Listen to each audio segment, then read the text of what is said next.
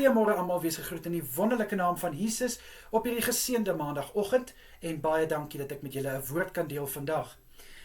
Daar's so baie dinge wat ons met ons monde doen, reg? Ons eet natuurlik, ons praat en ons haal asem, maar een ding wat ons ook baie kere doen, ons vervloek met ons monde.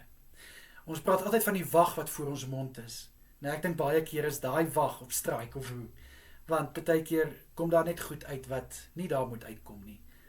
Ongelukkig het die wêreld ons nou al op so 'n plek gebring, ons dink nie meer wat ons sê nie. Ons vervloek met ons monde, ons spreek haat, ons spreek bitterheid, in plaas van om met ons monde te loof en te prys.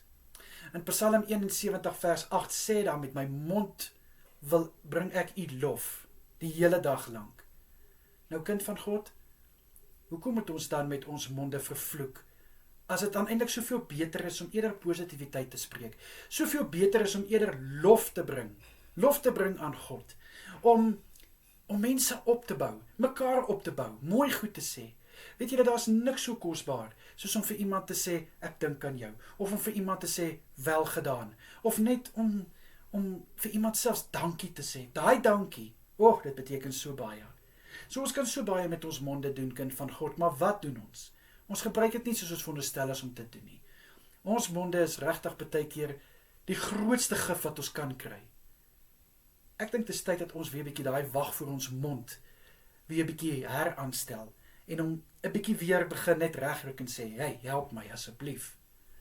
Want dit is eintlik net soveel beter om eerder positiwiteit te spreek, om eerder net, hoe kan ek sê, iemand op te bou, as wat ons iemand afbreek met ons monde, of wat sê ek, kind van God? Gaan ons dit bietjie hierdie week probeer?